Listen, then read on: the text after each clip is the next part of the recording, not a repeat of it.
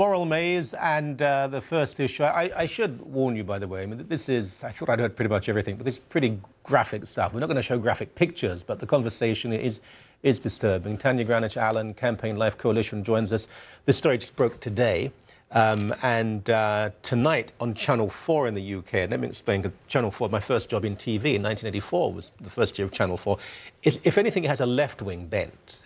It's certainly not a friend of the pro-life community. But in this show, they have revealed that aborted babies are being incinerated, burnt, for fuel to heat hospitals. That's pretty much the... That's it, and not just aborted babies, but even miscarried babies, so babies who died as a result of miscarriages. Their mothers were told that their babies would be cremated, when in fact the hospital incinerated the children along with garbage and used the heat to heat their hospitals. Schindler's bloody list. You know what? It's just horrible. It's very Hitler-esque. I mean, when I first read it, I said, hold on, take a step back. Are we back in the 40s here? Now, we're going to do a full segment on this tomorrow with someone from the UK, because what is fascinating about this on so many levels is that people who would not regard themselves as being pro-life have said, oh, what? But let me ask you this. Look, if they're aborting them anyway, why does it matter?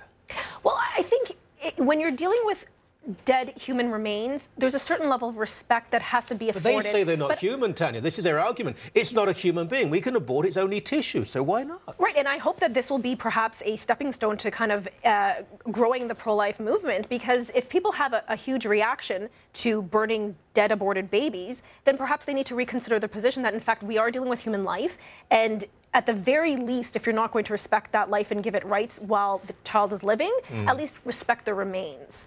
Well, I agree with you, but the point I'm making is this may actually push people to realize we're not talking about an appendix here. We're not talking about cosmetic surgery. We're talking about a human being with a totally distinct genomic character and DNA at the point of conception.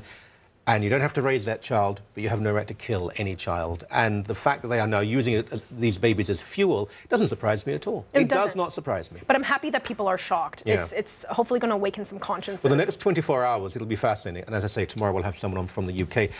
Now, changing the subject just a little, a mum who likes to buy pornographic T-shirts. There's a bit of context. Yeah, there you go. So this mother in Utah was shopping with her teenage son, and they came across a window display for this PacSun store, which had these T-shirts showing, you know, these models in very sexually explicit poses. Yeah. And the mother was so horrified that she said, you know, I don't want these people to be purchasing it or seeing this display. So she bought out all 60 T-shirts in the store. And her plan is to actually return these T-shirts the last day possible for a full refund. And the store has said, okay, well, really, these T-shirts are targeting a teenage audience. Yeah. But come on, this is a mall. There are children passing by seeing these images. I mean... Can't control everything, though, can we? No, you can't. But you know what? In this city in Utah, they have policies, and they say you cannot show explicit images, sexual images. And so she's contacted the city solicitor, and if she's well within her rights, then I have no problem with what she's doing. In fact, I laud what she's doing. Look, the baseness of the culture and the commercialism of the culture I find to be quite repugnant, but I'm not sure where I stand on that. It must have been quite a lot of money. Do they do them in XX, do you think? But they're $28 each. $28 each? I know, highway robbery. And the store will refund the money? They will give a full refund within 60 days. Oh, okay. This is appalling. Well, appalling. It's so dark. A dating service for people with sexually transmitted diseases.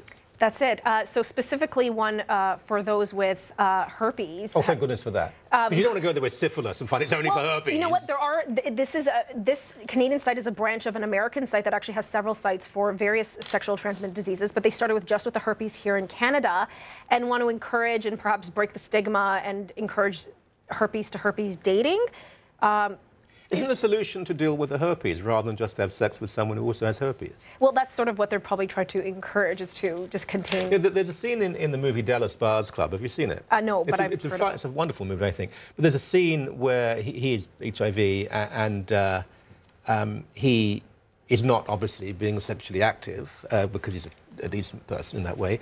And then a woman comes into I won't give all the plot away, but he meets a woman who has full-blown AIDS, and they have sex because there's nothing to lose at that point.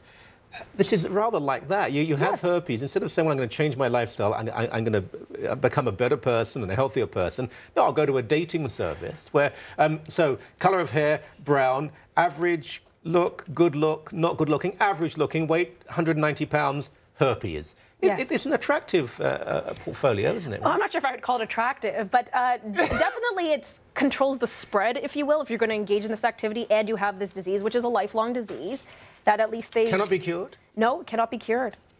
Cannot be cured. Can be kept under control, but can never be No, you have it for life. You know, and chickenpox is actually a form of herpes too, in case you didn't know that. But a non-sexual. So what would you say to someone with herpes? They should be celibate the rest of their life? What would I say? Oh, you're putting me on the spot. I mean, yeah.